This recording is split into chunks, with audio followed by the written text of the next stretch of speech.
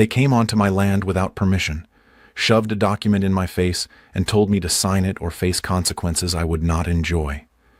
3 of them, standing on soil I had bled for, speaking to me like I was something beneath them. I remember the weight of that moment, the way the air felt tight, the way my hands stayed still even though everything inside me was burning. I did not raise my voice. I did not beg. I simply looked at the man closest to me and asked one question. Did you really think I was not ready for this? That question confused them. It was supposed to.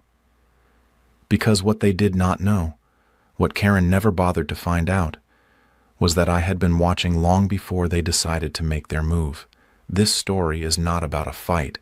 It is about what happens when someone mistakes your patience for weakness and your silence for surrender. Before any of this happened, I was just a person who owned land and wanted to be left alone. Nothing dramatic about my life, nothing remarkable about my routine. I woke up early, worked the property, handled my responsibilities, and went to bed tired in the good way that honest work produces. The land I owned sat right beside a residential HOA neighborhood, close enough to see their streetlights at night, but legally and completely separate from everything they governed. I had confirmed that before signing a single paper. Independence was not an accident. It was a condition I had deliberately chosen.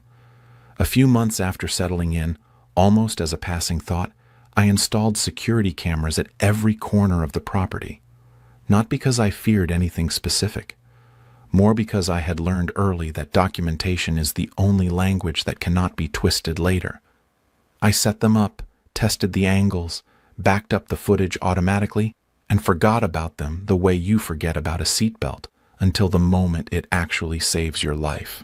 Drop your city in the comments right now. This story has traveled further than I ever expected, and I want to know where you are watching from. Karen introduced herself like someone who had been waiting her whole life for an audience. HOA president, she said, with the kind of deliberate weight people use when they want a title to do the heavy lifting. She walked my fence line on that first visit with a clipboard and a smile that never quite reached her eyes. Weeks later, a letter arrived on thick paper with a bold header and official-looking stamps. It outlined all the reasons my land should be absorbed into the HOA. Shared security, community harmony, improved property value. Every sentence was a leash dressed up as a gift. I read it once, understood it completely, and fed it to the stove. I thought that would end it. Karen thought it was an opening. She returned with softer words, promises of protection, claims that membership would make my life easier and my property more valuable. I told her directly, without cruelty but without ambiguity, that I was not interested now or at any point in the future. Something shifted in her face when I said that. The warmth drained out of it like water leaving a cracked bowl. Over the following weeks, trucks began cruising slowly past my gate. Neighbors I had never spoken to stopped and stared longer than was natural. Radios crackled behind hedges when I walked near the boundary. She was building pressure the way weather builds before a storm, slow and invisible until it is suddenly everywhere. The HOA had what they called a security team.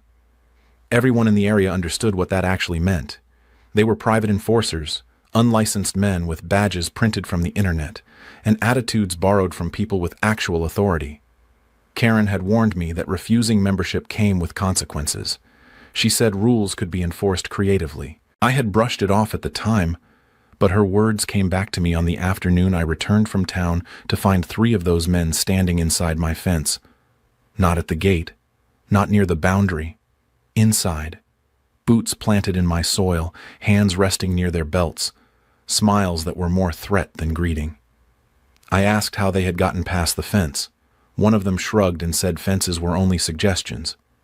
Another handed me a document, stiff-paged and official-looking, that claimed my land had already been absorbed into the HOA. All it needed was my signature to make it final. I laughed because the absurdity demanded it. That laugh changed something in the room that had no walls. They moved closer. One said refusal would end badly. Another described accidents that never made the news. The third mentioned shallow graves with the casual tone of someone discussing the weather. I told them they were trespassing and that nothing they were doing had any legal standing. The first punch came before I finished the sentence. I blocked it and drove my elbow hard into his ribs. The second grabbed my shoulders from behind. I kicked backward, felt the impact register, and kept moving. Dirt flew. Lungs burned. The third tackled me from the side, and the ground came up fast. Hands pinned my arms. A knee pressed into my spine. Someone forced a pen into my grip and told me to sign or stay in that dirt permanently. I signed. Not because I had given up, and not because fear had finally found a way through. I signed because survival is not the same as surrender, and I knew with complete certainty that the moment those men walked off my land, the real work would begin. They laughed the way people laugh when they believe the story is over.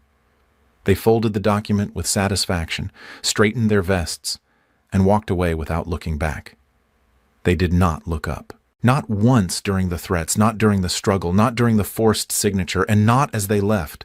3 cameras had recorded every second of everything that happened, every word spoken, every blow thrown, every forged claim, and my blood visible on the paper they were so proud of. I stayed on the ground for a moment after they were gone, not from defeat, but from something that required stillness to settle properly. Then I stood, locked the gate, and backed up the footage to 2 separate locations. Whatever I had been feeling before, it was gone now. What replaced it was sharper and far more useful. I walked into the police station still wearing the evidence of what had happened. Bruised, dirty, moving carefully, and completely calm. I did not perform outrage. I did not exaggerate. I sat down with an officer, explained everything in sequence, and then placed my phone on the table and pressed play. The room changed. Officers who had been half distracted gave the footage their full attention. They paused it, rewound it, confirmed timestamps, and identified faces. The violence was undeniable. The threats were explicit. The forged document was visible. My blood was on record. Warrants moved quickly after that. The 3 enforcers were arrested first, and under real pressure from real authority, their confidence evaporated within hours. They gave up Karen completely, describing how she had planned every step, authorized the intimidation, arranged the forged paperwork, and promised them protection from any fallout. With that testimony in hand, police moved on Karen and every member of the HOA board. She was arrested at home, still insisting she had done nothing outside the scope of community enforcement, still speaking as though the title of HOA president carried legal immunity. It did not. Financial records, emails, and internal messages confirmed everything. The HOA was formally dissolved. Every fine, every jurisdiction, every claimed authority was wiped out entirely and permanently. I came home to a property that felt different, only in the way that quiet feels different after a long period of noise. The land was unchanged. The sky was the same. The work waiting for me was identical to the work that had always been there. No new rules governed my mornings. No patrols cruised past my gate. No letters arrived with bold headers and stamped authority. Karen had lost everything she had built her identity around, her position, her influence, her freedom, and the fear she had used as currency for years. I did not feel the need to celebrate that. Justice, when it actually arrives, does not feel loud or triumphant. It feels like something being restored to its correct weight. I went back to work because the crops still needed attention and the fences still needed checking. And because the most powerful statement I could make after everything that had happened was simply to continue. If you have ever had someone mistake your stillness for weakness, your preparation for passivity, or your patience for the absence of a spine, then you already understand what this story is really about.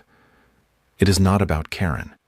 It is about knowing your ground so completely that no one can take it from you, even when they are standing on it with bad intentions and borrowed authority.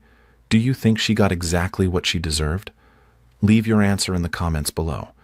If this story stayed with you, like it and subscribe. There is more where this came from.